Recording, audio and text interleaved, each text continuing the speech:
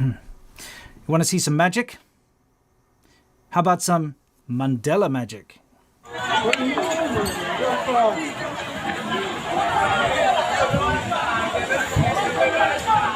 Want to see some more Mandela magic?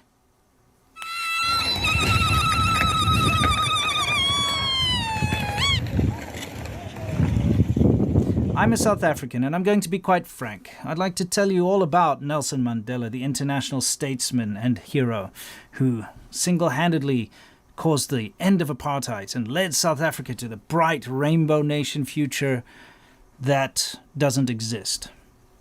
Having grown up during the abolishment of apartheid and during the height of the Mandela craze, I've always wondered why people so unquestionably just accept this idea that Mandela was a great man without looking at the fact that, well, he kind of wasn't. So, let's discuss Nelson Mandela today. Let's not discuss the international statesman, the international hero. Let's discuss Mandela, the terrorist communist, and what he did to South Africa. Let's ease into this with this video of Nelson Mandela singing about killing all the white people and shooting them with AK-47s and blowing them up with bazookas. No, I'm not making that up, it's real. Here he is with Umkhonto we Sizwe, which is the militant arm of the ANC that he created himself. We're going to talk about that later because it's very pivotal to this video. He's standing next to a very well-known member, very influential member of the South African Communist Party, Ronnie Kasrils. And they're singing, and I'm going to tell you exactly the lyrics of the song. It goes like this. We members of Umkhonto, this is that militant group, are prepared to kill all the Boers. We all know Boers are white people in South Africa, the white farmer. Get on the roof and tell them that when I hit the Boer, my mother becomes happy. Whites and Boers are troubling our parents at home. We're going to hit them with our AK-47s and bazookas. So, you know, this is after Nelson Mandela had been released from prison. This is after apartheid was already over. It's before he took over as president. But there he is singing about killing all the white people. Maybe you weren't expecting that, but you know what's more ridiculous than blowing people up with bazookas and AK-47s based on the color of their skin?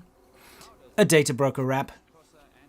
Deep within the corporate offices of a data broker, something is happening behind closed doors. That junk mail in your mailbox. That fake call from Mumbai. That's all our fault, I'll admit. We fraudsters never lie. They pay us for your info. You make our dough, it's sweet. You cannot escape us. We're data broken bros. I'm going to be real here for a minute. Because of my criticism of the CCP, I've got hordes of stalkers and paid trolls trying to constantly dox me and harass my family. I hate SerpentZA. If it wasn't for Incogni constantly removing my address and personal details from the internet, I'd be in a lot of danger. Maybe you don't have the CCP after you, but there may be a nasty ex or disgruntled co-worker, or quite frankly, someone you mistakenly cut off on the freeway. You never know who's trying to find out your personal details, and Incogni can help keep you safe by sending legal letters to data brokers and websites on your behalf, and getting your personal data removed. If you still happen to find your details somewhere online, you can also use Incogni's custom removal feature on the Unlimited and Family Unlimited plan. Go to incogni.com/Winston and use code Winston for 60% off. Incogni helps you wipe yourself from the internet. They can't harm you if they can't find you. Click the link below and claim your 60% off and get your personal data off the market. And now, back to the show. You may not be aware of this, but Nelson Mandela was only removed from the USA terrorist watch list in 2008. Now, he was on that list for a reason. You see, back in 1961, him and a very well-known communist, this white guy that you see over here, his name is Joe Slovo, he's actually from the Soviet Union, ended up in South Africa and was the leader of the South African Communist Party. Him, Walter Sisulu and Nelson Mandela started an organization called Umkhonto weSizwe, which means the spear of the nation. And this was the militant arm of the ANC. Basically a guerrilla group that was there to cause terror, a terrorist group. And they started by blowing up infrastructure with bombs, targeting things like power stations and transformers, railway lines, train stations.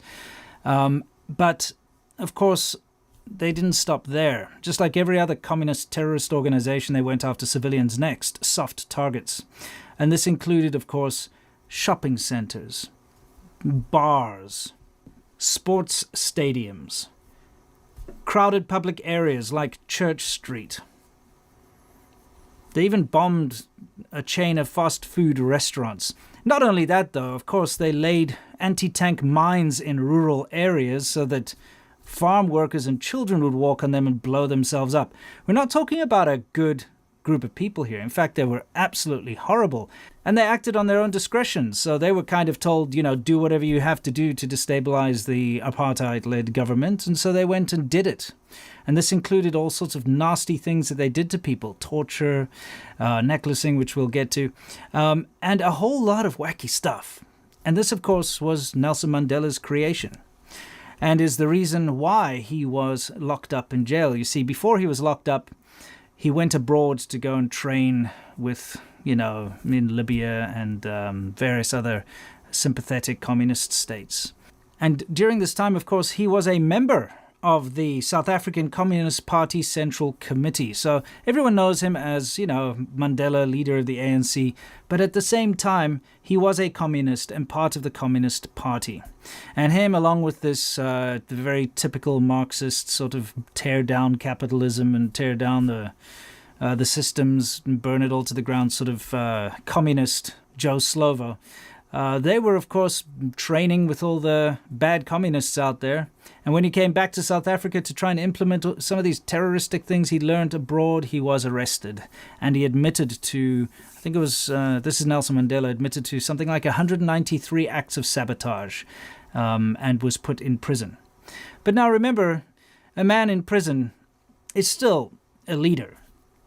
And during the time that he was in prison, his party, and specifically his wife at the time, were all about terrorizing the country. And, everybody looks at it from a point of view that here, the ANC, they were attacking the apartheid government and they were, fighting, what would you call it, a revolutionary war. They wanted to overthrow an unfair system. And you could justify that. There are plenty of ways you can justify fighting against a corrupt, immoral system and you want to overturn it because it's unfair and all that. And fair play. I mean, if you want to go down that route, I won't argue with you.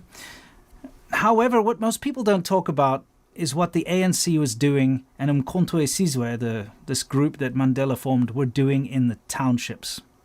So what are townships? Well, it's kind of interesting. In South Africa, before World War II, the majority of the black population used to live in hostels and servants' quarters, as they were called. And, that's just like it sounds. People that were working in the cities and working for companies and so on, if you were black, there were houses that were built for you, sort of like apartment blocks, things like that you would live in. But after the war, 1948, the Nationalist Party took over. Sorry if I'm boring you with this South African history, but the Nationalist Party, they're the bad guys, they're the apartheid guys. They took over. And they put into law this kind of land reform thing where it's certain pieces of land are for black people, certain pieces of land are for white people, and black businesses have certain land, white people, that type of thing. And so what happened is there was this massive urbanization, of course, of all the sort of the black people coming to the cities, the white cities, to come and work. And of course, they weren't allowed to live in those areas, so they had to go to the black-owned areas, and they started to build these townships, which were basically a big community, a mixture of real houses and shacks, sort of a shanty town, I guess similar to a Brazilian favela, something like that. And in fact, I can just show you on the screen now what I'm talking about so you can see what they look like and what they still look like today. They haven't changed. In fact, they've probably gotten worse, to be honest, as far as the way they look. But these places are highly unregulated. So they weren't really under the control of the apartheid government and the apartheid police. They weren't a place that they would go into simply because they're too dangerous and uncontrolled. And they weren't regulated at all, really. So just this is where the majority of the black people used to live. Now, the things that the ANC and the Mkhonto weSizwe used to get up to inside of these townships is something that for some reason people just don't discuss. So this is Nelson Mandela's militant group. They used to necklace people. And if you don't know what necklacing is, it's probably one of the cruelest, most barbaric things you could ever do to a person. And what it involves is you take an old car tire, you fill it with petrol. Well, first, you catch someone, you beat them up and you tie them up.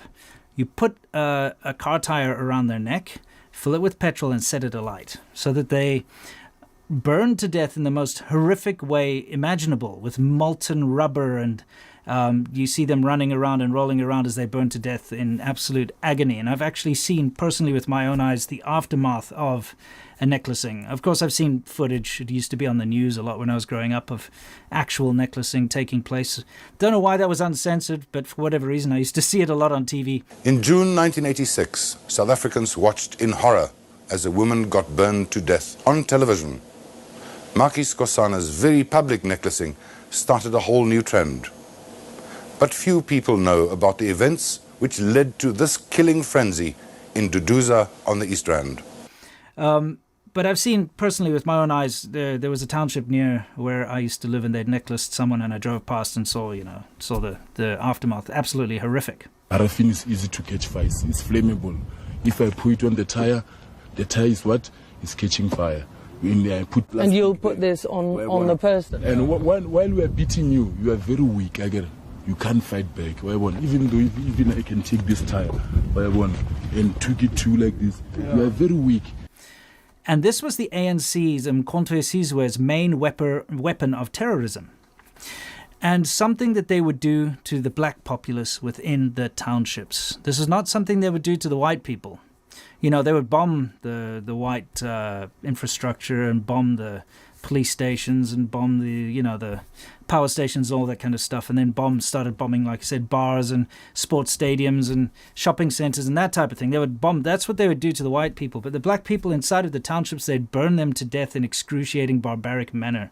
And the thing is, officially, the ANC said, I believe the leader of the ANC at the time, I think it's Oliver Tambo, he said that although they don't condone necklacing, they understand where it comes from. I'm paraphrasing, I'm pretty sure, but basically they acted with ambivalence. They just, officially to the outside world made it look like they didn't like it, but actually they were carrying it out.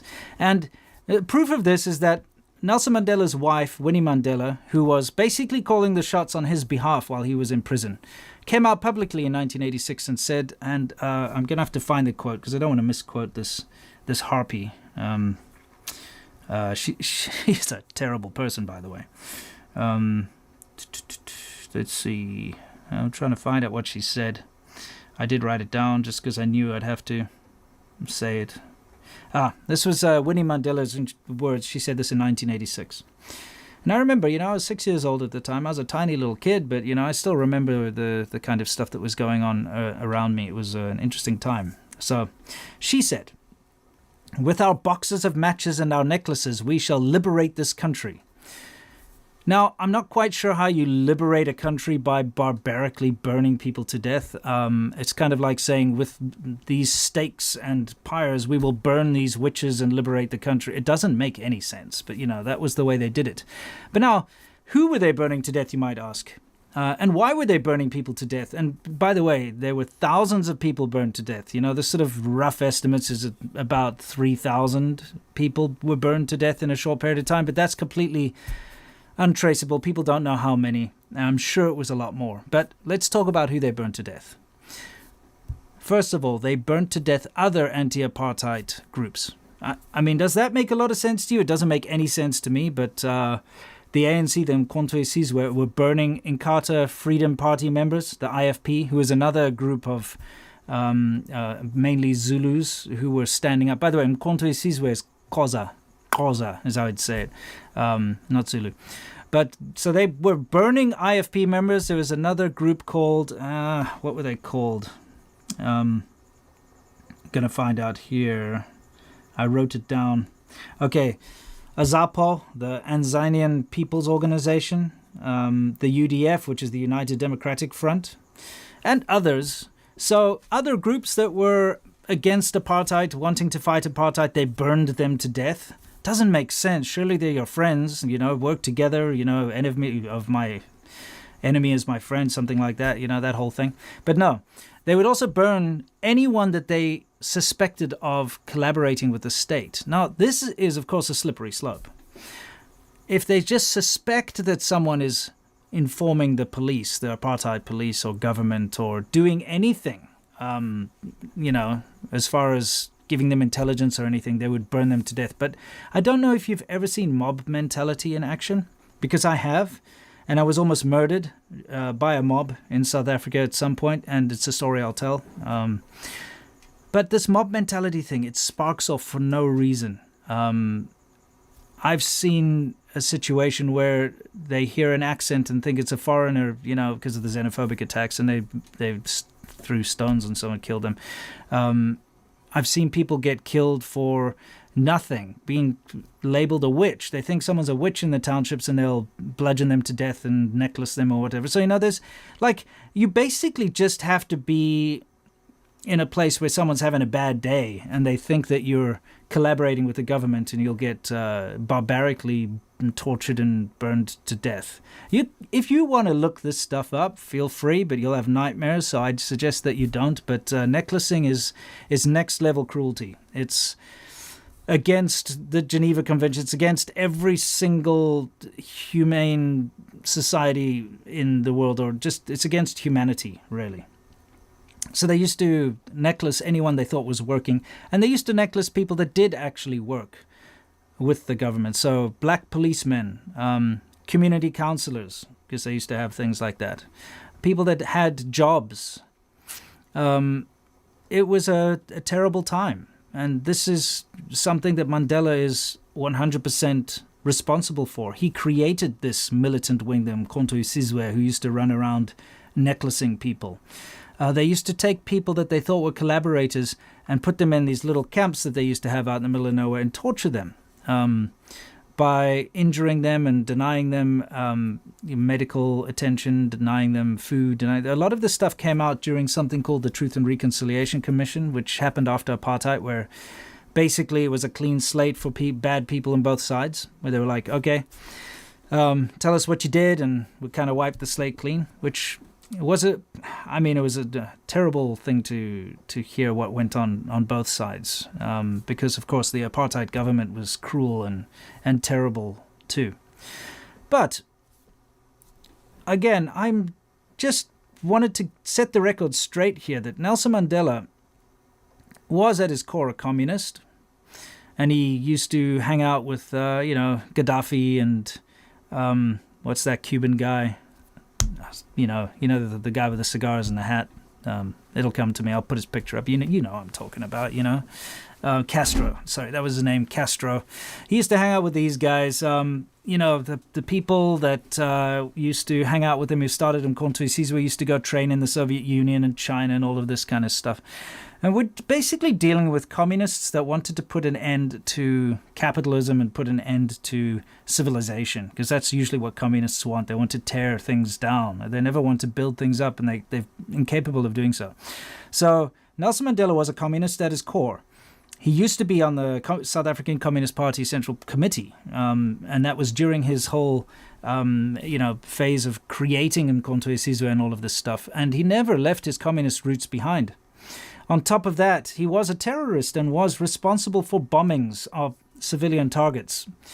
Even though he was in jail during the worst of it, and when the civilians were being hit, he was still the head of it, and he still had the power to call an end to it and to stop it, but he never did. So after Mandela was released from prison, there was this hope and idea that things were going to level out and work out for everybody. This idea that, okay, now, black people will be able to integrate into society. They had been, by the way, for a long time. It wasn't, this is a myth. Mandela wasn't the person who ended apartheid. It was actually international pressure. It was the international community coming together and forcing the South African government through sanctions and all manner of other things to end apartheid, which is a good thing. I think it's a very good thing that it ended. It wasn't a good policy, and the Nationalist Party, or the National Party that was running the government, wasn't a good government. They were very staunchly sort of conservative when I was growing up. All the TV shows were censored, and there was all kinds of censorship and other stuff going on. So, definitely not an ideal government or system. But like I said, that stuff had all been pretty much abolished. By the time I was, I'd say, 9 or 10 years old, apartheid wasn't even a thing anymore. Even though it hadn't officially, and Nelson Mandela hadn't officially taken over, things had already changed. I had black neighbors. My school was fully integrated with black people. Everything had changed. Everybody had the same opportunities. And so, we'd already reached that point by the time Mandela was released and took over the government. So anyway, he took over the government and everyone thought, "Way, this is great, this is amazing." But you know what? Nothing actually changed. You got a middle class of black people that came in, which was great, and that's something that we were all expecting and wanted to happen. But unfortunately, we got a system where it was all about nepotism and corruption, and so you got some very rich people suddenly out of nowhere who were basically just cadres or friends of Nelson Mandela. There's a pretty well-known case where one of his sort of higher-ups was being investigated for corruption, and the people that were trying to investigate his corruption, also his own in his party, were fired and kicked out. So it was just about protecting your friends, corruption, that sort of thing. He didn't actually make enough reform as far as the black community is concerned, and so a lot of the mines and banks that were supposed to be nationalized never got nationalized. So you had all these big corporations that managed to hold on to power and remain incredibly rich, while the majority of South Africa just kind of stayed middle class or became poor. And the most unfortunate part of this is that the poor people, the people that were hoping to benefit the most from the end of apartheid, actually are now far worse off in South Africa. Poverty's increased an enormous amount. The unemployed statistics have just shot through the roof. And of course, you can see from the Mandela Magic clips that I've been throwing in here and there, just how much the country has fallen and how the infrastructure has fallen. So the country went to shit. The black populace that was supposed to benefit from apartheid falling didn't, in the long run, actually benefit at all, other than a few small elite in the middling middle class. The white people that were hoping for everything to be great and for the country and everybody to work together are in a position where they are seen as the architects of everyone's problems. You have a situation where nobody can live safely. Everyone has to live in a prison of their own making with barbed wire and electric fences. The power goes off all the time. You have incredibly discriminatory government rules against white people, where it's almost impossible to get a job. If you're up against a black person, you can't win. And I can't remember the exact amount, but there's a lot of race-based laws that are against white people. So, to be a white person in South Africa is a big struggle at the moment, but also being a black person in South Africa is a big struggle at the moment. So nobody ended up winning. And yet everybody looks at Mandela as if he's some kind of hero. If I'm to be pragmatic about this, I can't blame Nelson Mandela for the downfall of South Africa. It's not fair to put so much on one man. But I also can't praise him for being some kind of a savior or a hero. Because he is a communist terrorist. He was a communist terrorist. And maybe a communist terrorist who mellowed a bit in his old age. I'm not trying to stoke any kind of animosity with this video. I simply want to share my experiences and let everybody out there know exactly why it is that I no longer live in the country of my birth and never plan to return. And also just to once again prove that communists suck and nothing good ever comes from communists. And that Joe Slovo guy is a piece of shit. And the Communist Party of South Africa is a piece of shit. And Umkhonto we Sizwe is a terrorist, disgusting guerrilla organization that targeted civilians and killed children and maimed and blew people up with landmines, tortured and burned people to death. So when you see Nelson Mandela, you can't just see this freedom fighter. You have to see a leader of a terrorist organization that did horrendous, unforgivable things too. Anyway, that's it for today. Unlike the ANC, which truly suck, and Umkhonto we Sizwe, stay awesome.